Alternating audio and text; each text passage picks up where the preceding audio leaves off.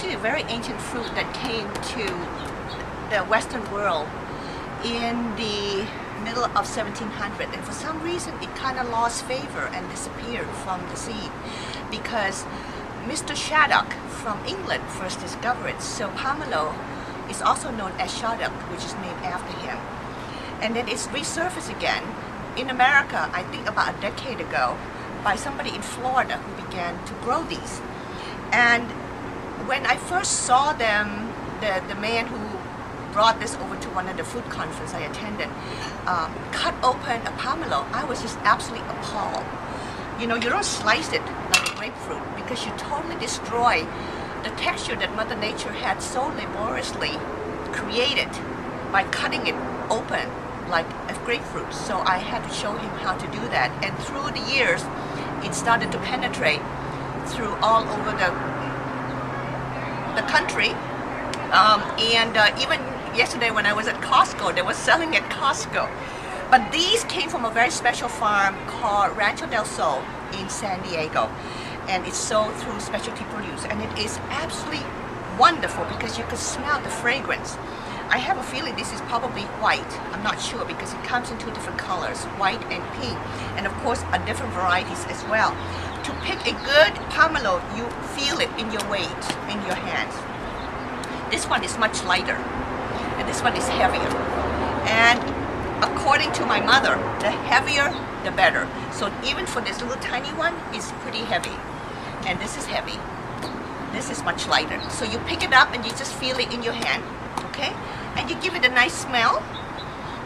It's fantastic. So we're gonna teach you how to slice open a pomelo. So this is where the stem used to be. So you start from this end here. You make a slice.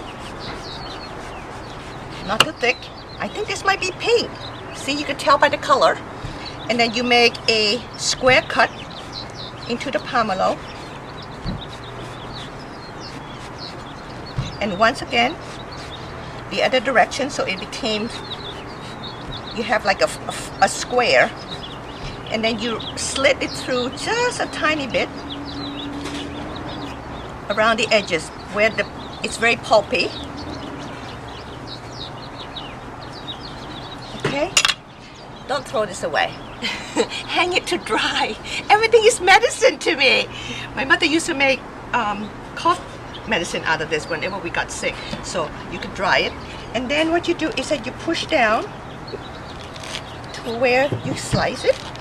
Okay? And the Thais love this. My father used to love this. He used to just eat it like this. But the Thais make all kinds of wondrous things out of it. Salads, desserts, and they even save this and infuse it with syrup. So it becomes kind of like glossy syrup dessert snacks. And you just pull out as much as you can all the white pulpy part, because it's going to help you to pull it apart. Okay, and then from the bottom part, you see where there's an indentation, you just pull it open. Yes, and then again, each of the wedge, let's see here. This is a lot of work compared to just cut it in half, and I could see why people don't want to do this. But then what you have is this wondrous thing. You see, you can't do this to oranges, but you could do it to the pomelo, to actually peel it.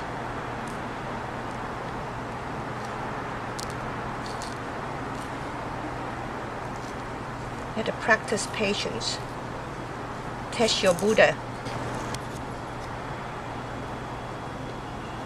And if it stick there a little bit and you can't really pull it out, of course the royal ladies from Thai court would never hear of this, but you just slice it out.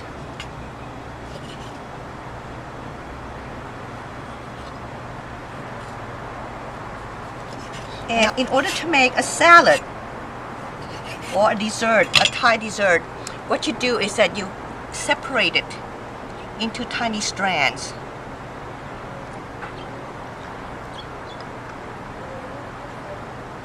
like this. See? You don't lose a lot of liquid. Acid grapefruit, you can't do this. It just fall apart. It became all nothing but a mass. But this,